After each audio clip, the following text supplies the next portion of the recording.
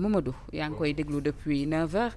moi ce qui m'étonne c'est que j'ai vu un Ousmane très calme aujourd'hui. xam nga waxoon naa leen fii ne leen boo leen moytul di ngeen gis Ousmane bu bees. bii de bees na moom. waaw Ousmane bu bees nag moo nekk nii Ousmane bi ñu bëgg a gis moo nekk nii mu di ne Ousmane boo xamante ne nii bu ñëwee assemblée nationale la ko fa indi moom mooy def liggéeyam question d'actualité nañ wax tontu la mu war a tontu ba ñu dugg ci ay mbirum accusation ak mbirum tuumalaateeg mbirum dàkkasante ci boppam ak yenn kàddu yi nga xam ne daanaka rafetul et tey jii nii boo gisee véritablement même bu fekkee sax am na fa yenn sànnente xeer mais bokkul comme avant quand même. am na différence même député yi ci seen bopp am nañ conscience ne véritablement la leen fa indi mooy lijjanti problème mu sénégalais te bu ñu paree dem seen i mbirum dàkkasanteeg ñoom seen ak kujjeeg yooyu bu ñu génnee ba si biti doo ko def donc loolu lu am solo la et véritablement man la loolu laa doon xaar parce que jàpp naa ne quand même dañoo nekk ak seen i nawle bii mooy ñaari yoon seen i nawle yi di jël seen yoon dem seen yoon ne leen kat du ñu fekkee lii ngeen di amal parce que la ci ëpp mbirum théâtre la mbirum tàccoog mbirum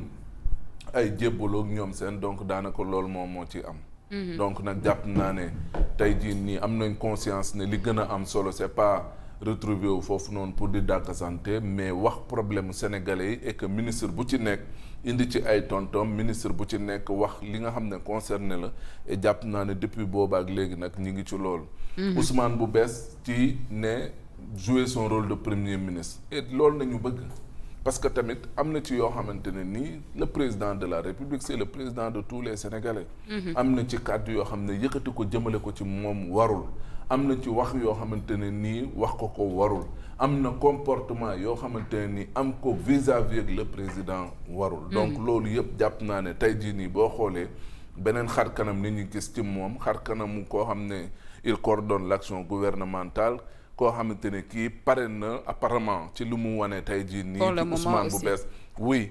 nekk ci li nga xam ne moom mooy ndigalu président de la République la mu ko wax mu jëfee ko la mu bëgg mu doxee ko et que véritablement yenn même question yi nga xam ne président moo ci war a joxe tontom mu bàyyi ko mu joxe tontom te moom bañ ci joxe son point de vue et jàpp naa ne loolu mooy li nga xam ne moom moo ci gën a am solo. Seulement il faut relever que quand même sur la question de la dette dañ ci am ay difficultés. parce que man. wax dëgg yàlla ci sama njàngat gis naa ne ñoom déggoo dañu réeroo ci seen biir. Ousmane lu muy wax ak Cheikh Diba la muy wax. ak Abdourahmane Sarr li muy wax. ak Abdourahmane Sarr li muy wax man comprendre ma ko. c'est diamétralement opposé. oui je ne comprends pas au finish qu'est-ce qu'il faut retenir. Abdourahmane Sarr nee na oui dette bi de. wax ji sax polémique bi jaru woon am sa raison d'être waaw dem ba ci biir nañu wéy bor bi bor la. c'est une dette connue de l'État te ñu koy fay. mais finalement on mais lan la ñuy jàpp beneen bi Tafsir Coy daf leen laaj bu am solo da leen ne yéen bor bii ngeen di wax 119 yi yéen la ak ñi fi nekk ak yéen la ak ñi fi jóge parce que rapport bi nga xam ne def ngeen ko le 31 décembre 2024 lañ ko boucler Diomaye Faye a été élu le 2 avril n'est-ce pas waaw le 2 avril ba le 31 kan moo fi nekkoon mu ne leen kon lii bor bii ngeen di wax yéen 119% yii ngeen di wax bor boobu noonu au 31 décembre 2024 boru Macky Sall la ak seen bor yéen. c'est couplé. Cheikh Diba ba mu jëlee kàddu mais da ko dëggal ne ko effectivement dëgg nga wax parce que ba Macky di dem 111% la bu ñu ñëwee au 31 décembre 119% la Cheikh Diba dëggala ko ne ko kon bor bi ñun am nañ ci ñee am nañ mu ne ko mais ñun bor bi nga xam ne moom nañu amee mooy xeetu compensation dañuy compenser li nga xamante ne nii moom mooy déficit budgétaire bi voilà noonu la ko expliquer moom Cheikh Diba kon cela veut dire que 8% yu ñu dugal ci dette bi loolu ñoom seen bor la te Cheikh Diba expliqué na lu tax mu nekk seen bor parce que jàpp na ne dafa am déficit budgétaire et il faut ñu combler ce déficit là leb googu ngay leb du ko ci dugal mais ma foi que loolu kan moo ko leb ñoom ñoo ko leb kon dañuy reconnaître ne kon bor boobu ñoom it am nañ ci wàll kon donc finalement doo xam lan nañ ci bëgg lan nañ ci jàpp lan nañ ci kii. mais li am solo il faut lay terminer pour jox ñeneen ñi moo di ne ils ont compris que am na déclaration yoo xam ne warut woon. am na yenn kàddu yoo xam ne yu bëri yëkkati nañ ko wax nañ ko ci réew mi ci wàllum justice ci wàllum économie ci wàllum leneen ak leneen tey boo dégloo kàddu yi ay defaraat ay kàddu la. Et sur la question de la dette même, Mamadou, on a entendu le PM dire que ba ñu toogee ak FMI dëggal na moom li mu wax premièrement deuxièmement wax itam ni ñu ngi nekk di négocier pour ñu mën a am benn accord seen diggante ak FMI xamul nag ndax décaissement dina amam déet loolu waroo complètement comme tu as dit tout à l'heure avec les assertions de Abdourahmane Sarr et de Cheikh Diba. loolu laay wax moi je ne comprends pas au finish peut-être qu'est-ce qu'il faut retenir peut-être lenn laa ciy jàpp te moo doon wax ci te Abdourahmane wax na ko mooy wax ji fii ñu ko indi jaru ko fi woon. képp loolu rek mënoon nañ ci passé nekk ca leneen. je passe. Momo, on a entendu le premier ministre ci laaj yeeg tontu yi taxaw nañ ci dette cachée bi taxaw nañu itam ci voyage bi ca Abu Dhabi ban jàngat ngay def tey ci Ousmane bi ñu gis mu taxaw jàkkaarloo ak député yi. voyage moom taxawu ci. voyage taxawu ci de. Quand il parle de financement quand il parle des investisseurs daf ne fan yële lu nu mel moo taxoon ñu dem ma demoon tukki man ak Cheikh Diba ak directeur de cabinet point après avancé ci leneen waxuñu lu ci jëm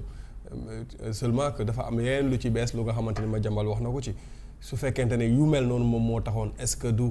financement bi li Madiambal Diagne di wax ak li nga xamante ni moom le FONSIS appel bi mu lancé ak candidature ci li nga xamante ni moom mooy terrain yi nga xamante ni moo nekk fii camp militaire bu Ouakam bi nekkoon donc loolu andiwu ci ay leeral le Ousmane Sonko que j'ai vu bon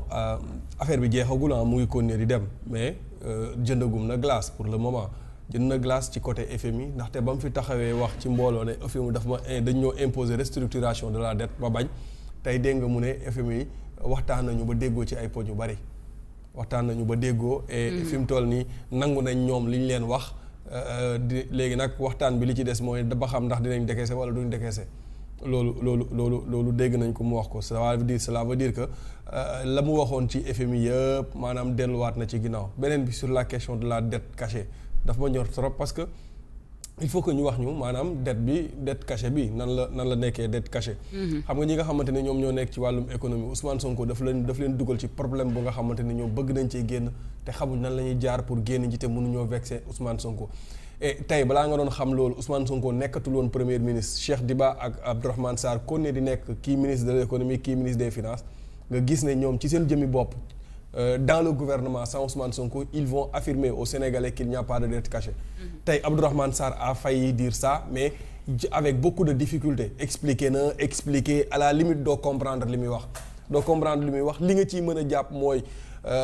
tout ce tintamarre là bi nga xamante ni moo am autour de la dette cachée moom jàpp na ne waroon naa bañ a am parce que dette bi elle est connue par l'État du Sénégal te état bu Sénégal mu ngi ko doon fay nee na FMI rek lañ ko nëbboon. aywa su fekkente ne dette bi elle est connue par l'État du Sénégal c'est plus une dette cachée. léegi. et surtout quand il ajoute que ñu ngi koy fay. ça signifie que c'est reconnu. mooy lañ fi doon wax depuis le début. dette cachée amul il ne peut pas y avoir de dette cachée dans ce pays là. dette boo xamante ni leb nga ko ki nga ko leb xam na ko yow mi ko leb xam nga ko yaa ngi koy fay am na traçabilité gouvernement bu ñëw dina gis ne dette bi am na fi donc y a problème le ministre des finances ñëw na wax mise reporting ak li nga xamante ne moom mooy li Abdourahmane Sarr wax boo bëggee créer benn cordon ombilical da nga naan Abdourahmane Sarr nee na dañ koo déclaré wul FMI quand FMI parle de mise reporting mooy maanaam dafa am écart ci déclaration yi ñu ko jox mise reporting mooy écart mooy li ñu fi doon expliquer waaw ñoom duñ la wax mais dette cachée xalaatuñ sañu ñoo wax dette cachée muy Abdourahmane Sarr muy ministre des finances Cheikh Diba alors Ousmane Sonko il est toujours dans ses délires mu ngi continuer di wax dette cachée maintenant nañu wax li nga xamante ne moom mooy dette cachée bi nan lañ ko cachewee dette hors circuit budgétaire expliqué naa ko fii keroog